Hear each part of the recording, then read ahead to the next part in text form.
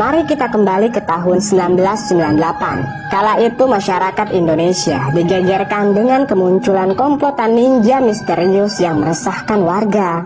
Karena komplotan ninja ini meneror dukun santet dan ulama.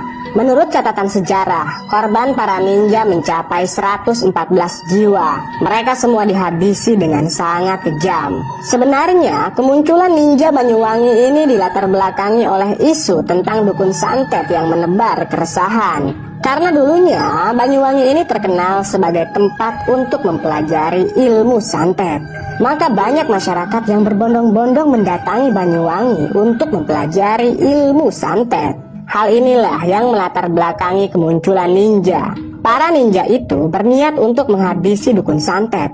Namun pada praktiknya, para ninja itu juga mengincar ulama. Sehingga kala itu banyak pesantren yang dijaga ketat, baik oleh santri dan masyarakat, demi menghindari teror ninja Banyuwangi. Nah, berbicara tentang ninja Banyuwangi, kali ini Mbah mau cerita tentang ninja bernama Kinan. Dia sempat menjadi anggota ninja Banyuwangi hingga akhirnya Kinan berkhianat. Seperti apa kisah Kinan? Tanpa banyak basa-basi lagi, langsung aja kita simak ceritanya. Rumah kayu di tengah hutan pinus itu tampak sangat usang.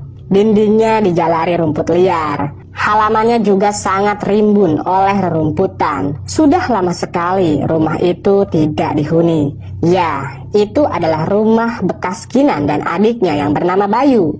Dulu Kinan tinggal di sana. Namun semenjak Kinan bergabung dengan organisasi ninja, rumah itu ditinggalkan dan tak berpenghuni. Kinan dan adiknya yang bernama Bayu sempat menghilang entah kemana. Tak ada yang tahu kalau selama ini Kinan dan adiknya bersembunyi di tengah hutan belantara, tepatnya di Jawa Tengah. Kinan hidup berdua bersama adiknya di sebuah gubuk rombeng. Awalnya, Kinan memang tinggal di markas ninja yang amat tersembunyi. Tapi dia memutuskan untuk kabur dan berkhianat. Dulu, memang Kinan sangat royal pada organisasinya. Karena Kinan ini diberi gaji yang besar untuk menghabisi target para ninja. Namun lambat laun, Kinan sadar apa yang ia lakukan itu salah. Komplotan ninja itu sangat sadis. Kinan bahkan pernah dipaksa untuk menghabisi satu keluarga yang diduga dukun santet. Kinan sempat menolak, membuat komplotan ninja lainnya marah. Alhasil, Kinan hendak dihabisi oleh komplotan ninja. Tubuh Kinan diikat pada tiang. Namun, perlu diketahui, Kinan ini bukanlah ninja sembarangan. Dia punya khodam atau makhluk halus yang bernama Ririwa yang senantiasa menjaga Kinan. Akhirnya, sebelum Kinan dieksekusi, wanita itu berhasil mengamuk dan menghabisi 5 ninja sekaligus dengan kekuatan gaib yang ada di dalam tubuhnya. Kinan mendadak menjadi sangat kuat. Bahkan, Kinan mampu mengangkat 2 ninja sekaligus dengan kedua tangannya. Kinan menghabisi mereka semua dan kabur begitu saja. Ia membawa Bayu yang tak lain adalah adiknya. Mereka pun pergi ke tengah hutan tropis. Di hutan itulah Kinan menemukan sebuah gubuk rombeng yang sudah lama sekali tidak dihuni.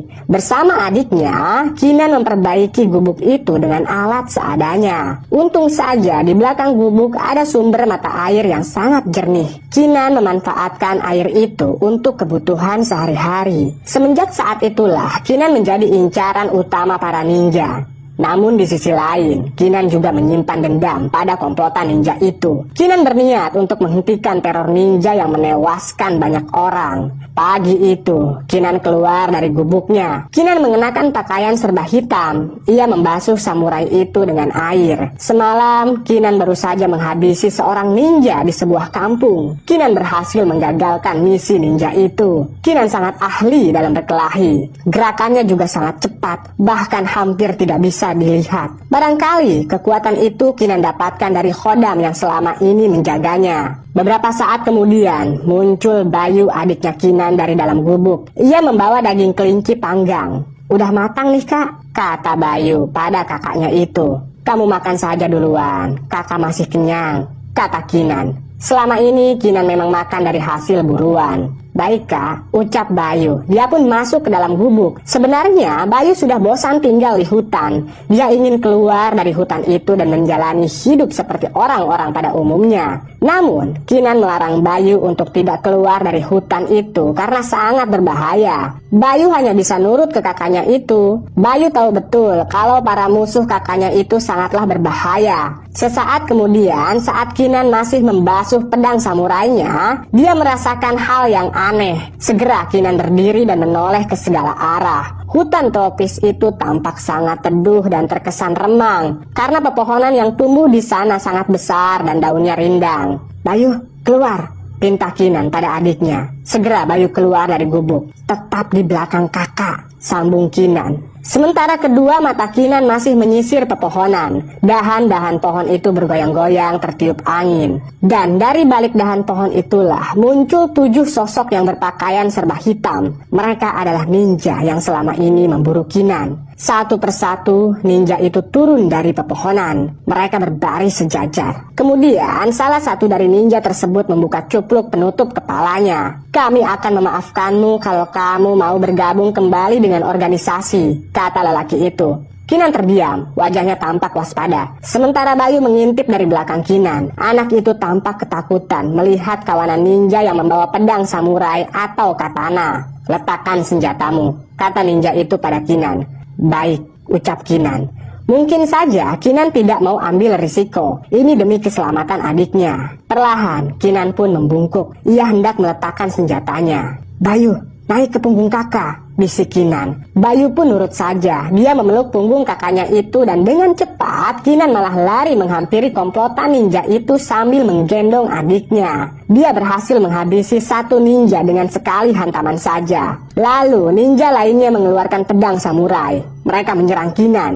Berkali-kali Kinan berhasil menangkis serangan itu menggunakan pedangnya. Bayu ketakutan. Dia memejamkan mata sambil berpegangan erat di punggung kakaknya. "Ah!" teriak Bayu. Pahanya tergores senjata ninja. Kinan mundur beberapa langkah. Ia mulai kewalahan menangkis serangan yang bertubi-tubi. Kemudian Kinan mencabut pisau kecil yang ia selipkan di pergelangan kaki. Itu adalah senjata cadangan Kinan. Pisau itu selalu terselip di kaki kanannya. Kini Kinan menggunakan 2 senjata untuk melawan komplotan ninja itu. Dan dengan sangat lincah, Kinan berhasil mengalahkan mereka semua. Komplotan ninja terkapar tak berdaya di tengah hutan. Wajah Kinan berkeringat, dia ngos-ngosan. Sementara adiknya meringis kesakitan karena pahanya terluka. Kinan tak punya banyak waktu, dia harus pergi dari hutan itu. Kinan tahu para ninja itu pasti akan berdatangan lagi. Buru-buru Kinan masuk ke dalam gubuknya. Dia memasukkan pakaian ke dalam kain warna hitam dan langsung pergi dari gubuk itu. Kinan sempat mengobati luka di paha adiknya menggunakan dedaunan. Ia juga mengikat paha adiknya itu menggunakan kain. Kemudian Kinan menggendongnya. Selang beberapa jam, Kinan kelelahan. Walaupun ada kodam dalam tubuh Kinan, tapi tetap saja pada dasarnya Kinan adalah manusia biasa yang merasakan lapar dan haus. Ia juga bisa merasakan kelelahan. Kinan pun berhenti di sebuah pohon. Dia menyandarkan adiknya di pohon tersebut. Kinan juga duduk. Dia sangat lelah karena menggendong adiknya berjam-jam. Saat itu kondisi Bayu malah semakin parah. Tubuhnya panas. Keringat keluar dari wajahnya. Ia juga sangat pucat.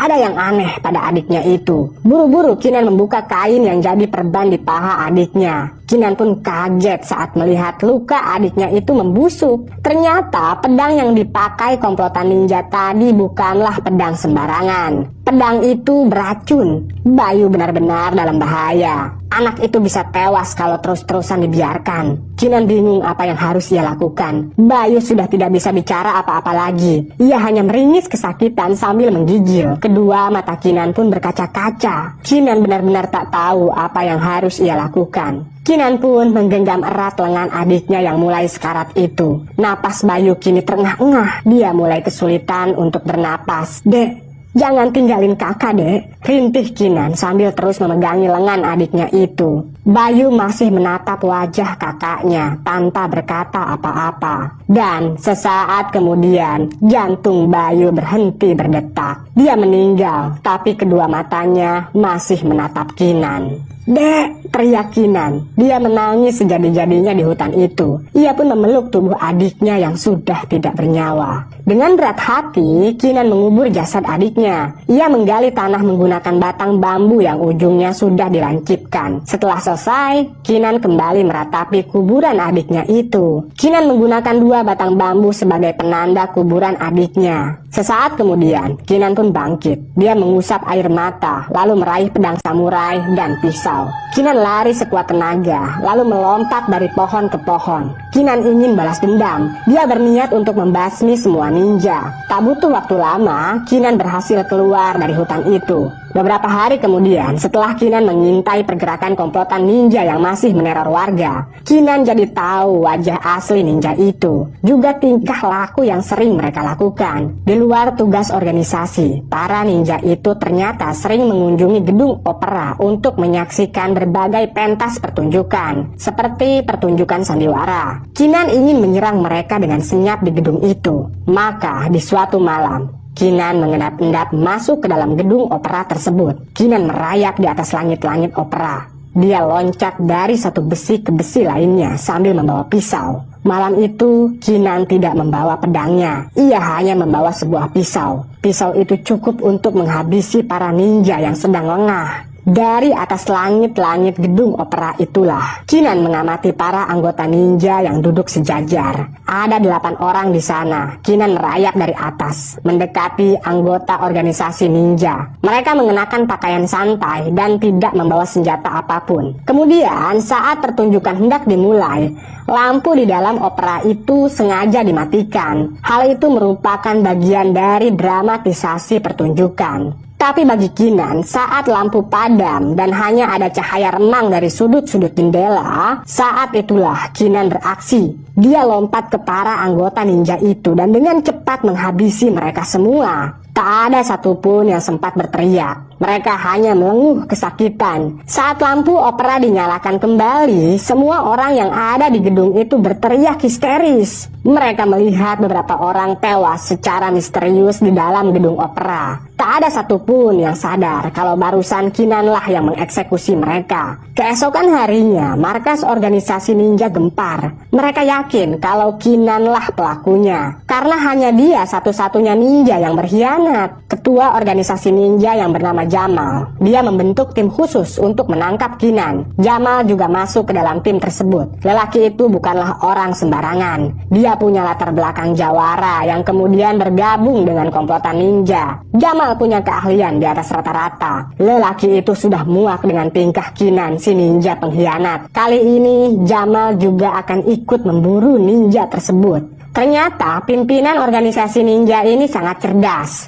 Jamal mencoba untuk menjebak Kinan. Dia tahu kalau Kinan selama ini jadi mata-mata bagi para ninja. Kinan selalu menyerang mereka dalam keadaan lengah. Jamal sudah menduga kalau Kinan pasti menyerang komplotan ninja di tempat-tempat yang biasa dikunjungi oleh anggota organisasi ninja. Jamal yakin dugaannya itu tidak akan meleset. Selanjutnya, Kinan pasti mendatangi bar yang jadi tempat berkumpulnya anggota ninja. Jamal membuat jebakan di bar itu. Ia mengumpulkan timnya di sana. Nanti kalau Kinan muncul, maka Jamal dan anak buahnya akan menangkap Kinan. Tapi ternyata dugaan Jamal salah. Kinan tak pernah muncul di bar itu. 3 hari berturut-turut Jamal membuat jebakan di bar, tapi hasilnya nihil. Kinan tak pernah muncul di sana. Singkat cerita, tepat di malam Sabtu, Jamal pulang dari markas. Rumah Jamal cukup besar dan mewah. Dia disambut oleh istri dan kedua anaknya. Jamal tampak sangat lelah. Dia beranjak ke kamar mandi. Jamal menyalakan showernya. Dia memilih air hangat untuk mandi malam itu. Kemudian tanpa diduga-duga, saat Jamal mendongakkan kepala, dia melihat sosok Kinan yang merayap di plafon. Memang berkat khodam yang dimilikinya, Kinan punya kemampuan di luar akal sehat. Jamal kaget melihat ada ninja di kamar mandinya.